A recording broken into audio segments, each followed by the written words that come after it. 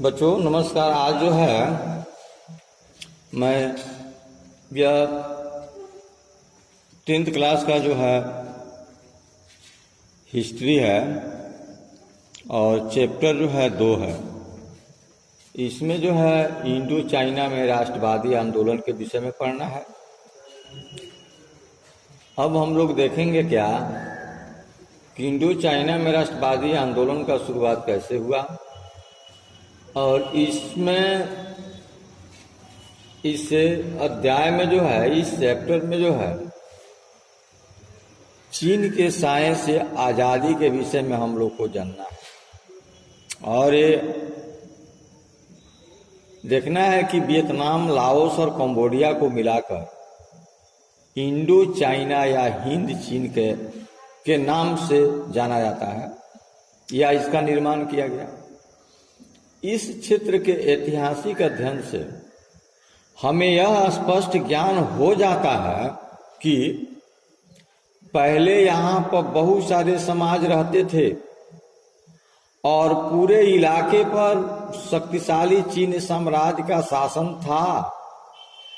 आधुनिक उत्तरी और मध्य वियतनाम में स्वतंत्रता प्राप्त करने के बाद भी वहाँ के शासकों ने चीनी शासन प्रणाली को ही अपनाया और चीनी संस्कृति को आज भी वहाँ के शासक अपनाए हुए हैं।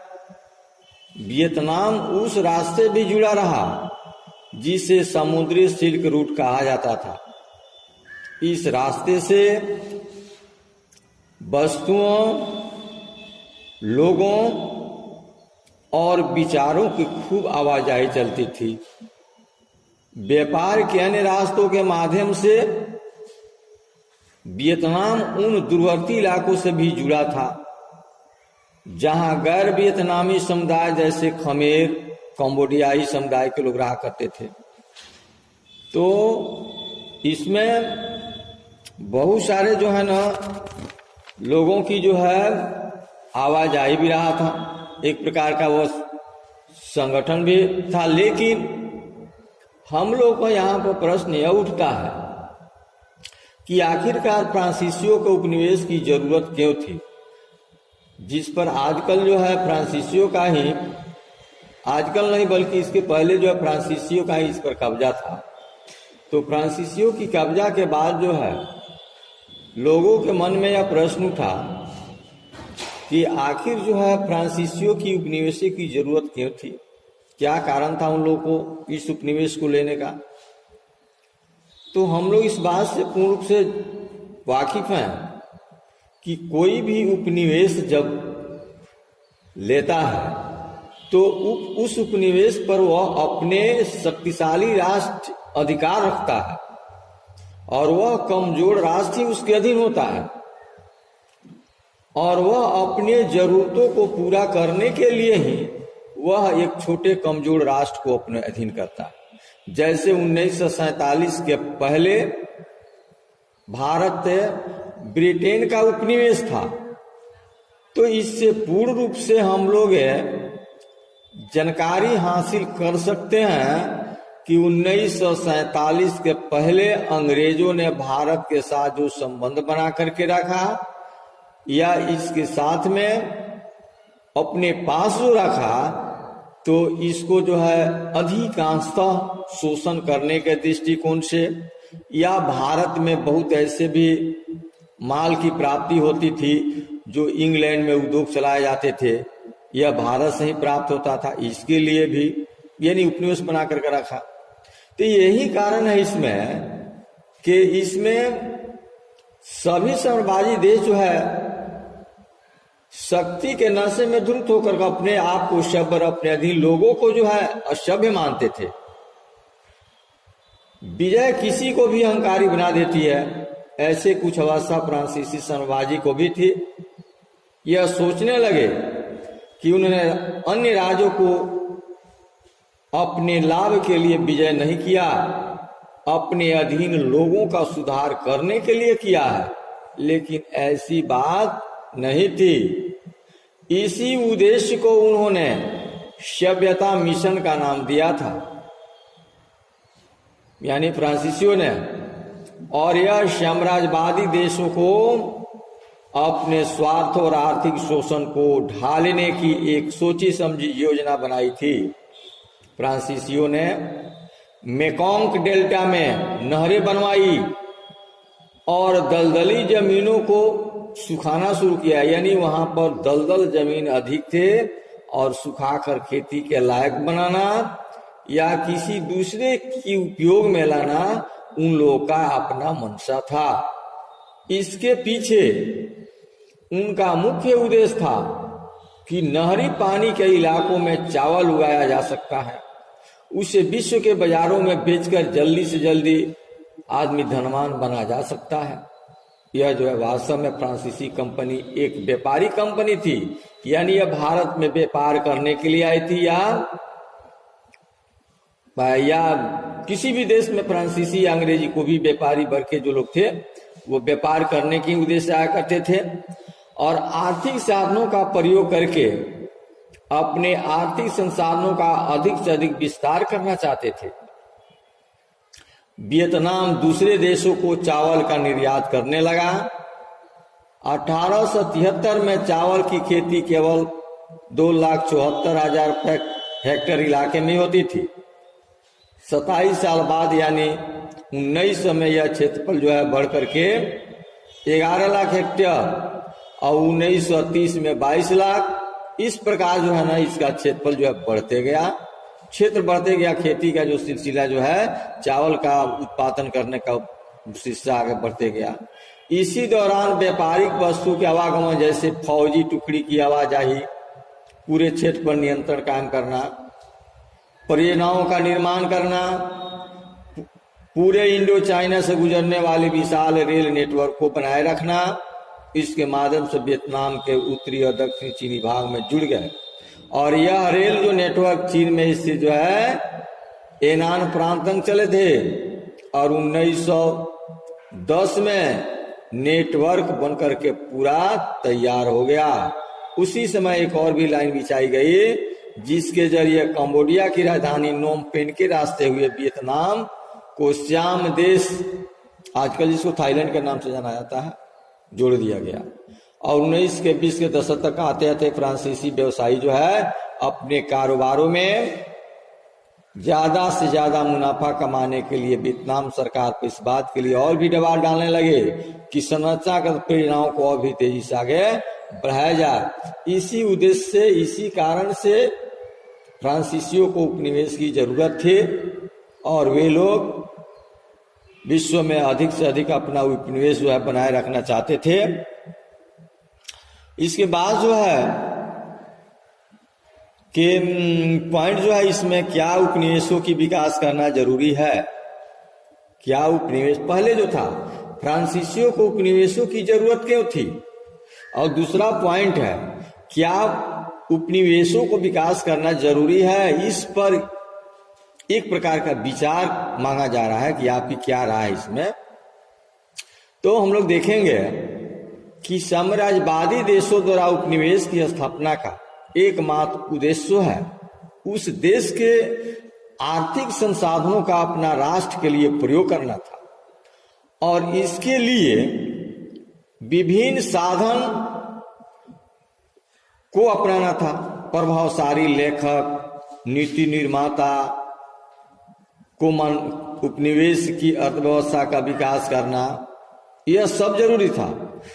और वहां के कुछ ऐसे प्रभावशाली लोग जो थे उन लोगों को कहना था कि उपनिवेश मुनाफा कमाने के लिए बनाए जाते हैं, इसलिए अगर गुलाम देश की अर्थव्यवस्था मजबूत होगी और लोगों का जीवन स्तर ऊंचा होगा तो ये ज्यादा चीजें खरीदेंगे जिससे बाजार फैलेगा और फ्रांसीसी व्यवसाय को फायदा होगा। प्रभावशाली और नीति निर्माता पॉल बांडे ने वियतनाम की आर्थिक प्रगति में बाधा पहुंचाने वाले विभिन्न कारणों को भी गिनाया। क्या गिनाया था उसको जो है मैं बता रहा हूं। देश की जनसंख्या काफी अधिक थी और खाद्यान्न उत्पादन काफी कम था, यानी जहां पर जनसंख्या अधिक हो और खाने पीने की व्यवस्था बहुत कम हो तो वहां हम लोग स्वतः ही सोच सकते हैं कि वहां कितना कठिनाई हो सकती है। खदान उत्पादन कम होने के कारण किसान महाजन साहूकारों के कर्जे में डूबे थे। यानी वहां पर जो खेती के काम का अनाज के उत्पादन करने वाले जो किसान थे, वे किसान कर्जा में डूबे हुए थे। उन लोगों के साथ साहूकार और महाजन के इतना ना कर्ज उन लोगों के ऊपर था कि किसान जो अपने फसल का प्रोडक्शन करते थे उसको बेचकर कभी दे नहीं पाते थे। तीसरा है कि औपनिवेशिक शासन के दौरान भूमि सुधारने पर कोई ध्यान नहीं दिया गया। भूमि ज्यों कहते हैं इधर का उधर, खेती करने के लायक भी जमीन बढ़िया नहीं बचा था। चौथा है कृषि आधारित रोजगार की गारंटी नहीं दी जा सकती थी कि कृषि में जो है रोजगार निश्चित रूप से सबको मिलेगा। चौथा जो है औद्योगिक अर्थव्यवस्था के बिना बेरोजगारी को नहीं मिटाया जा सकता। किसी भी देश की अर्थव्यवस्था में औद्योगिक संस्थान का महत्वपूर्ण स्थान होता है, क्योंकि बेरोजगारी के दृष्टिकोण से जब तक वहां पर औद्योगिक संस्थान नहीं खुलेंगे, उद्योग धंधा नहीं खुलेंगे, तो उस देश में रहने वाले लोगों की बेरोजगारी जो है समाप्त नहीं हो सकता है। इसलिए यह औद्योगिक अर्थव्यवस्था के बिना बेरोजगारी को नहीं मिटाया जा सकता है। उसके बाद हम लोगों ने देखा कि जापान द्वारा 1890 ईस्वी में भूमि सुधार को भी आजमाया जा सकता है। वियतनाम की औपनिवेशिक अर्थव्यवस्था मुख्य रूप से चावल की खेती और रबड़ के बागान पर ही आश्रित थी, और इन पर जो है क्या फ्रांसीसियों का जो थो उपनिवेश का अधिकार था। इसके बाद जो है हम लोग देखेंगे इसमें कि शिक्षा के महत्व के विषय में, कि शिक्षा और भाषा की क्या महत्व थी वहां पर। तो इसलिए वे लोग तो जो उपनिवेश का स्थापना विस्तार करना चाहते थे ताकि अर्थव्यवस्था जो है सुदृढ़ हो, मजबूत हो। उसके बाद वहां पर शिक्षा की क्या स्थिति थी इसके विषय में जो है हम बता रहे हैं कि इसमें देखेंगे कि शिक्षा के क्षेत्र में फ्रांसीसियों के युवाओं की समस्या का सामना करना पड़ा। वियतनाम के धनी और अविभाज्य तबके के लोग चीनी संस्कृति से गहरे तौर पर प्रभावित थे, और फ्रांसीसियों की सत्ता को सुदृढ़ आधार प्रदान करने के लिए इस प्रभाव को समाप्त करना जरूरी था। पहले जो है पुराने शिक्षा व्यवस्था पद्धति का ही लागू किया गया था, फिर वियतनामियों के लिए फ्रांसीसी की स्कूल खोले गए, लेकिन यहाँ कोई आसान काम नहीं था। अब समाज के खाते पीते तबके के लोग चीनी भाषा का इस्तेमाल करते थे, जिसे हटाना जरूरी था। वियतनाम की बात थी, लेकिन उसकी जगह लेने वाली भाषा कौन सी हो? चीनी भाषा को हटाकर लोगों को वियतनामी भाषा पढ़ाई जाए या उन्हें फ्रांसीसी में शिक्षा दिया जाए। लोगों के सामने बहुत बड़ा समस्या खड़ी हुई। वियतनाम को शिक्षा देने पर फ्रांसीसी लोगों में मतभेद था। कुछ लोग इसके पक्ष में और कुछ लोग इसके विपक्ष में थे। तो फ्रांसीसी इनके अनुसार जैसे कुछ लोग पक्ष में थे, उन लोगों ने अपना तर्क दिया कि फ्रांसीसी भाषा सीखने से वियतनाम के लोग फ्रांस की संस्कृति और सभ्यता से परिचित होंगे। इस प्रकार यूरोपीय फ्रांस के साथ मजबूती से बंधे हुए एशियाई फ्रांस की रचना करने में मदद मिलेगी। और कुछ लोग इसके जो है विपक्ष में भी थे। इसमें वियतनाम के धनी वर्ग के पास ही यह शिक्षा प्राप्त करने का जो है शक्ति साधन था। अन्य गरीब वर्ग के लोग जो थे वे वियतनामी स्कूल में अपने बच्चे को दाखिला नहीं दिला सकते थे। जो स्कूल में दाखिला ले पाते थे उनमें से भी बहुत थोड़े विद्यार्थी ऐसे होते थे जो सफलतापूर्वक स्कूल की पढ़ाई पूरी कर पाते थे। बहुत सारे बच्चे जो हैं आखिर का साल की परीक्षा में जान को फेल कर दिए जाते थे और अच्छी नौकरियों के लिए योग्यता प्राप्त न कर सके आमतौर पर 2-3 विद्यार्थियों को इसी तरह फेल कर दिया जाता था। 1925 में 1.7 करोड़ की आबादी में स्कूलों की पढ़ाई पूरी करने वाली संख्या मात्र 400 ही थी।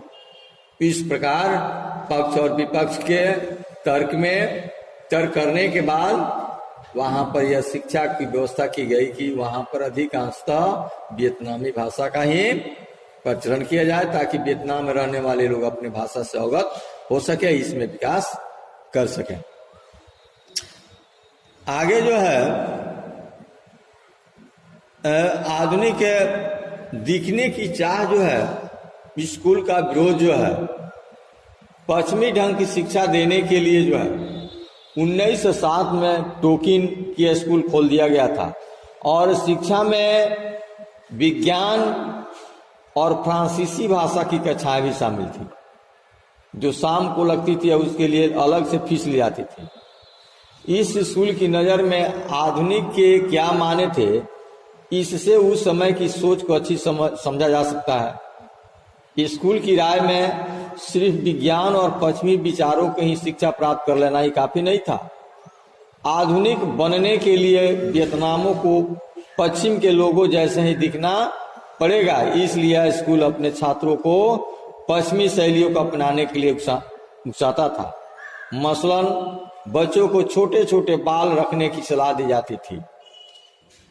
वियतनामियों के लिए अपनी पहचान को पूरी तरह बदल डालने वाली बात थी। वे तो पारंपरिक रूप से लंबे ही बाल रखते थे और इस आमूल परिवर्तन का महत्व वाला एक बाल कटाई श्लोक तक ही गढ़ लिया गया, जिसको कहते हैं क्या, बाएं हाथ में कंघा थामो दाएं हाथ में कैंची, कचकच कचका कपच कपच का खबरदार क्या रखो, यह जो है ना स्लोगन था।